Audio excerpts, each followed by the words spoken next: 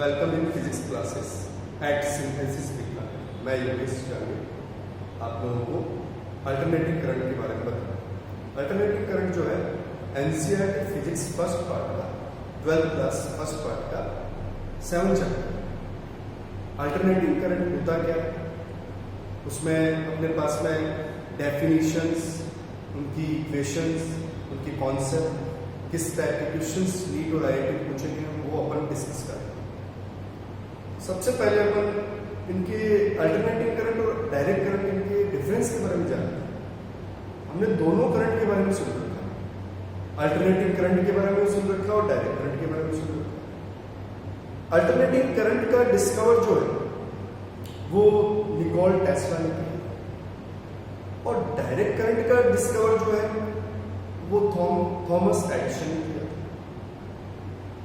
Thomas Edison ही चाहते थे कि भी जो इलेक्ट्रिसिटी है उसकी फॉर्म जो वो डायरेक्ट करंट के फॉर्म में है, लेकिन वो सक्सेस नहीं हो पाई क्योंकि अल्टरनेटिव करंट आने से पहले डायरेक्ट करंट का इन्वेंशन हुआ था और इन्वेंटर जो थे वो थॉमस एडिसन थे। डायरेक्ट करंट केवल 2-4 घरों के लिए काम में है और उसका जो डिस्कवरी है वो 1880 के अंदर हुआ। डायरेक्ट करंट जो है वो अपन बता सकते हैं, डायरेक्ट करंट की अपन बात करें तो डायरेक्ट करंट जो है वो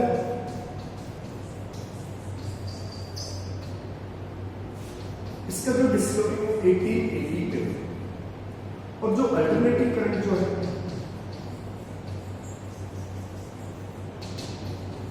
उसका डिस्कवर 1888 में। इसमें इसकी जो इन्वेंटर माने जाते हैं वो एडिशन और इसके इन्वेंटर है S.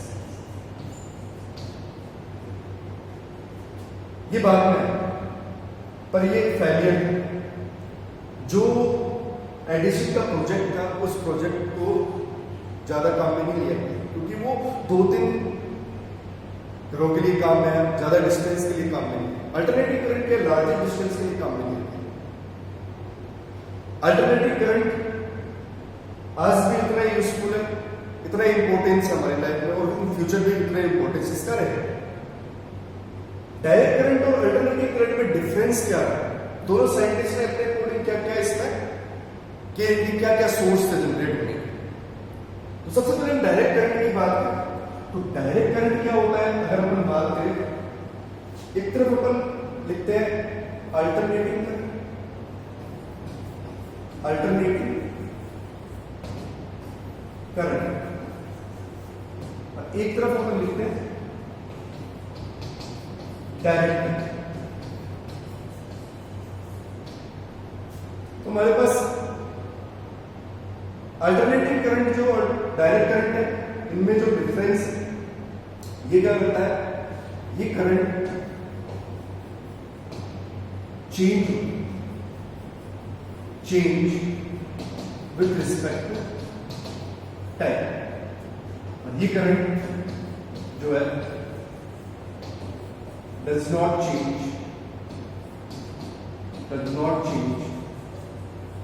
With respect to time. इसमें अपने को पता है फीस जो है करंट का फीस और टाइम की फीस में इस तरह की इक्वेशंस है, प्लस माइनस दोनों फीस। इसमें डायरेक्शन चेंज नहीं होती, इसका क्या होता है इस तरह से फीस प्लस प्लस का, या अपन ऐसे कह सकते हैं एक स्ट्रेट लाइन इस तरह से, एक स्ट्रेट लाइन इसके बीच में टाइम और करंट मतलब एक स्ट्रेट लाइन है डज नॉट चेंज। इसमें अपन ऐसे भी कह सकते हैं इस तरह की ट्रायंगल शेप में भी आ सकती है, इसमें भी मेरे पास में ट्रायंगल शेप में रहेगी तो इस तरह से एक फेज में चल सकती है, माइनस माइनस या प्लस प्लस। फेज क्या हो सकता है दोनों का? इसका जो सोर्स था, इसका अगर सोर्स की अपन बात करें तो डायनेमिक, और इसकी सोर्स की बात करें अपन तो सेल जो है इसकी सोर्स जो जनरेट सोर्स इसको हम बोल सकते हैं। इसमें डायनेमो जिसको अपन जनरेटर बोलते हैं, जनरेटर। ये जनरेटर के अकॉर्डिंग जनरेट किया गया और इसका जो जनरेटर का डिस्कवर है वो माइकल फैराडे ने किया। सेल के अकॉर्डिंग अपन क्या बना सकते हैं, डायरेक्ट करंट। डायरेक्ट करंट में डायरेक्शन चेंज नहीं होती, एक ही फेज रहता है, इसमें फेज चेंज। तो अल्टरनेटिंग करंट और डायरेक्ट करंट में ये डिफरेंस है, इसमें पावर लॉस कम होता है, इसमें पावर लॉस ज्यादा होता है। ये ज्यादा डिस्टेंस तक ट्रेवल कर सकती है, ये कम डिस्टेंस तक ट्रेवल कर सकती है। तो अल्टरनेटिंग करंट और डायरेक्ट करंट में ये डिफरेंस होता है। दोनों के डिफरेंस जो है इस बेसिस पर रखे गए और उन्हीं को उसी के अकॉर्डिंग इंपॉर्टेंस दी गई। तो ज्यादातर इंपॉर्टेंस जो है वो अल्टरनेटिव करंट को दी गई क्योंकि ये ज्यादा डिस्टेंस तक कवर कर सकता है और मैक्सिमम सोर्स काम में ले सकता है। तो अपन बात इसी चैप्टर की बात करेंगे अल्टरनेटिव करंट के बारे में। केवल डायरेक्ट करंट के बारे में बेसिक चीजें मैंने बताई, वो आपको ऑलरेडी पता है, आपने 10th क्लास में चीजें पढ़ी। अपन बात करते हैं अल्टरनेटिव करंट। ये अल्टरनेटिव करंट में अगर अपन एसी का जो सोर्स सिंबल है वो इस तरह का होता है, एसी सोर्स होता है, एसी सोर्स। इस एसी सोर्स की जो इक्वेशन है I = I0 sin omega t। अब ये जो है वो अपने पास करंट जो मैप करंट है उसकी वैल्यू, इसको बोलते हैं पिक वैल्यू ऑफ करंट, इसको अपन बोलते हैं फेज फेज। इसको समझना बहुत जरूरी है क्योंकि ये इक्वेशंस जैसे करंट की इक्वेशन होगी, ऐसे वोल्टेज की इक्वेशन होगी, V = V0 sin ओमेगा। और ये जो फेज एंगल है, ये जो दोनों फेज एंगल दोनों इक्वेशंस में अपन ने काम ली है, I के लिए और V के लिए, दोनों फेज एंगल में इनिशियल फेज एंगल क्या आ सकता है, इस तरह से इक्वेशन हो सकती है I0 sin omega t plus minus. इसको अपन क्या बोलते हैं, इसी को तो अपन क्या बोलते हैं, initial phase angle, initial phase angle. ये क्या है अपने पास है, वही है अभी पढ़ के आए पिक वैल्यू। पिक वैल्यू का मतलब क्या होगा, हाईएस्ट वैल्यू, करंट की हाईएस्ट वैल्यू। ये अपने पास फेज एंगल है, ये अपने पास करंट है। इसी इक्वेशंस में ये जो इक्वेशन अपन ने लिखी है, इस इक्वेशन का काम है। इक्वेशन कैसे, अपने को पता है कि इस इक्वेशन के बेस पर ये टाइम और करंट के बीच में अपन ने क्या लिखा, इक्वेशंस बना जो ये वेव बना, ये प्लस का फेज और ये माइनस का फेज। यहाँ पर अपन ने टाइम का रखा, टाइम की वैल्यू रखी से 0 स्टार्ट हुई, फिर 90 डिग्री पे t/4 हो गया, ये 180 पे t/2 हो गया, ये 270 पे 3t/4 हो गया और ये 360 पर t हो गया। अपने को पता है कि इतने ये जितने भी टाइमिंग चल रहे हैं सारे के सारे किससे आए हैं, जैसे t की वैल्यू बदल रखी 360 की, ये डिग्री में इसको आप रेडियन में दोगे तो रेडियन में कितना है 2π। इसी में अगर मान लो से t/4 है तो t/4 की वैल्यू कितनी होगी 90 डिग्री और 90 डिग्री को अपन क्या होगा। इसी तरह से सारी वैल्यू रखी, 180 की वैल्यू रखी, 270 की वैल्यू रखी और 360 की वैल्यू। जैसे t की वैल्यू कितनी 360 में अपन ने कितने का डिवाइड किया 4 को तो 90 डिग्री। ऐसे 360 में 2 का डिवाइड करेंगे तो कितना है 180, क्योंकि ये 0 पे है, ये 0 डिग्री पे होगा, ये अपने पास में 90 डिग्री पे होगा, ये अपने पास में 180 डिग्री पर और ये अपने पास में 270 डिग्री पर और ये अपने पास में 360। तो इस तरह से अपन ने इसको टाइम के फॉर्म में चेंज कर दिया। और ये समझना भी बहुत जरूरी है क्योंकि इसके क्वेश्चंस जो नीट में आए आ चुके हैं वो पर डिस्कस करेंगे और कैसे सॉल्व किए जाते हैं उनके बारे में डिस्कस करेंगे। इसके अलावा आपको और चीजें ध्यान रखनी है, जैसे अगर आपको फेज एंगल जो है Δ इसको बोलते हैं फेज एंगल। गिवन होगा क्वेश्चन फेज एंगल गिवन, तो जो फेज एंगल है इसके अकॉर्डिंग अपन टाइम और रिलेशन निकालते हैं d∅ Δ∅ अपॉन 2π और del t upon capital T। ये फॉर्मूला और वेरी इंपॉर्टेंट, बहुत इंपॉर्टेंट फॉर्मूला। इसमें क्या हो सकता है, फेज एंगल दे देगा, टाइम अपने पास है, इस कैपिटल T के फॉर्म में टाइम हो सकता है कि भी पार्टिकल कहां पहुंचा, या अल्टरनेटिंग करंट जो है, इलेक्ट्रॉन जो है वो फ्लो हो रहा है, उसकी वेव जो है ऊपर में वेव कहां तक पहुंची है, कितना टाइम लगेगा, वो इससे टाइम निकाल सकते हैं। ये वाला टाइम, ये टाइम जो है स्मॉल टी, ये वैरी कर रहा है। अभी वैरी कितना कर रहा है, वो फेज एंगल के अकॉर्डिंग अपन निकाल सकते हैं इस फॉर्मूले के अकॉर्डिंग। कैसे, जैसे एग्जांपल लें, फॉर एग्जांपल अगर अपन देखें कि जैसे अपने पास में अगर दे दिया I is equal to I not sine omega t, equation देखिए।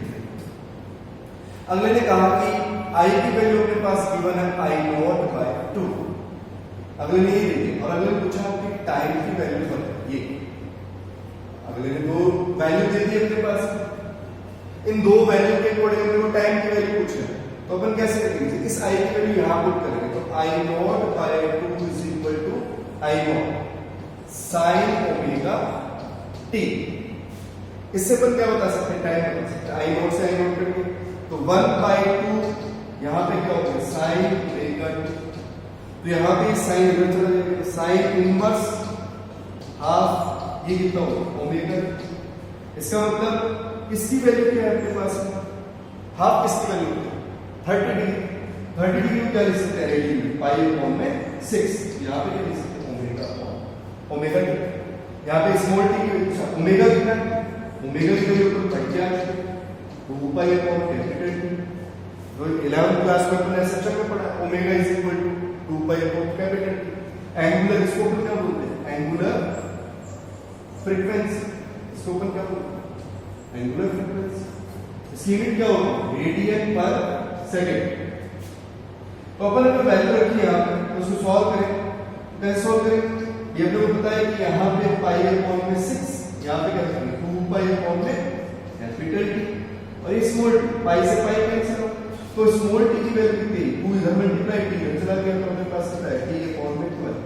तो ये वैल्यू किसकी है भाई, इसकी वैल्यू कितनी होगी, कैपिटल टी अपॉन में 12। इसको इसके अकॉर्डिंग अपन बता सकते हैं कि अपने पास में पिक वैल्यू दे रखी है, पिक वैल्यू किसकी, करंट, तो इसके अकॉर्डिंग अपन क्या निकाल सकते हैं, करंट टाइम की वैल्यू निकाल सकते हैं। एक मैंने एंगल के बारे में बताया, जैसे इसी के अंदर अगर अपन बात करें एंगल, जैसे अपने को एंगल दे दिया, एंगल कैसे, जैसे यही क्वेश्चन लेते हैं I नॉट, इसी को अगर फॉर एग्जांपल में ले I not sine omega t, तो हमने पता I is equal to I not sine omega t. इसी को अगर मान लो एंगल में अपने पास गिवन, अगले ने कह दिया कि आपके पास फेज एंगल दे रखा है 60 डिग्री, अब टाइम पूछा कि टाइम कितना होगा, तो इसके लिए टाइम कैसे करेंगे, सबसे पहले तो डिग्री को अपन बदलेंगे रेडियन, डिग्री को रेडियन बदलेंगे तो हमने बताया पाई अपॉन 180, तो कितना हो जाएगा पाई बाय 3। अब ये वैल्यू जो है पर मैंने फॉर्मूला अभी बताया, ये फॉर्मूला को अपन काम में लेंगे, तो डेल टी अपॉन में कैपिटल, यहां पे क्या करना है, small T is equal to T pi की वैल्यू कितनी है मेरे पास, पाई अपॉन में 3 और 2 पाई है, और कैपिटल टी क्या है इधर चला गया, पाई से पाई कट गया, तो अपने पास कितना है टी पाई 6। तो मतलब इसकी वैल्यू कितनी है, t इज इक्वल टू अपने पास कितना है t बाय 6। समझ गए, इस तरह के क्वेश्चंस आपके आएंगे, और आप इसी तरह के क्वेश्चंस जैसे फेज एंगल गिवन हो तो कर सकते हो, क्योंकि अपने पास इक्वेशन पूरी चल रही है, बस केवल क्या है कि एक तरफ तो अपने पास फेज एंगल आ गया और एक तरफ अपने पास टाइम की वैल्यू या अपने पास पिक वैल्यू करंट की दे दी, तो अपन दोनों तरीके से टाइम की वैल्यू निकाल सकते हैं। जैसे अपन और एग्जांपल ले, और एग्जांपल ले, जैसे मान के चलो मैंने अभी बोला क्वेश्चंस के अंदर अगर I is equal to I not sine omega t, मैंने क्या बोला फेज डिफरेंस भी हो सकता है, इसको अपन क्या बोलते हैं इनिशियल फेज, इसको अपन क्या बोलते हैं, इस पूरी को क्या बोलते हैं फेज एंगल। मान लो इसी टाइप का इक्वेशन दे दिया, अगर ये दे दिया 50 sine 100 pi t plus pi by 3। अब अगले ने इसमें सबसे पहले पूछा भाई I नॉट क्या है, अगले ने पूछा I नॉट, तो आप इस इक्वेशन को इसके साथ कंपेयर करें तो आपको सबसे सीधे दिमाग में आएगा भी आई नॉट की वैल्यू क्या है 50 और अपना क्या पूछ सकता है कि टाइम की वैल्यू बताओ। टाइम की वैल्यू कैसे, अगले ने दे दिया कि आई की वैल्यू आपके पास में आई नॉट के बराबर है। अब टाइम की वैल्यू कुछ ये कंडीशन दे दी, अगर इफ कंडीशन में अगर दिया कि I is equal to I not है तो उस पर टाइम कितना होगा। तो आप क्या करोगे, इस आई की जगह इस आई की आई नॉट रखो तो यहां पे कितना होगा 50 साइन 100 पाई टी और प्लस में पाई बाई। अब अपने ऊपर आई नॉट की वैल्यू कितनी है, कितनी निकाल के 50 यार 50 50 यहाँ पे sine 100 pi t plus pi by. अब इसको सॉल्व करना है तो कैसे सॉल्व करेंगे, नेक्स्ट पेज पे देखते हैं। 50 अपने पास 50 यहाँ पे साइन ओमेगा और ओमेगा टी जो है अपने पास 100 पाई, ठीक है, प्लस पाई बाय टी। अब देखो 50 से 50 कट गया 1 sine 100 pi t plus pi by 3। इस साइन को इधर ले, साइन इनवर्स 1 हो गया, ये कितना होगा 100 pi plus pi by 3। Sine inverse 1 की वैल्यू कितनी होगी 90 degree, pi upon 2 100 pi plus pi by 3। अभी पाई बाय 3 इधर चला गया, ये साइन इनवर्स 1 की वैल्यू पाई बाय 2 इधर आ गया, तो पाई बाय 2 माइनस में pi by 3 is equal to 100 pi by.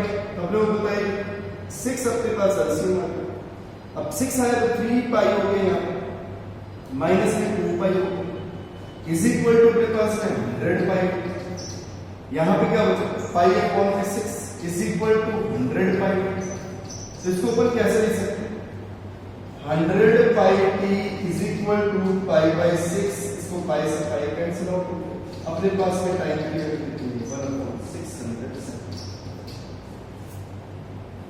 तो बेटा इस तरह से अपन टाइम की वैल्यू ऐसे ही क्वेश्चन से भी निकाल सकते हैं और अपन इसके बारे में और जैसे फेज एंगल के बारे में पढ़ लिया, फ्रीक्वेंसी के बारे में और पढ़ेंगे और वो नेक्स्ट वीडियो में अपन पढ़ेंगे। Thank you.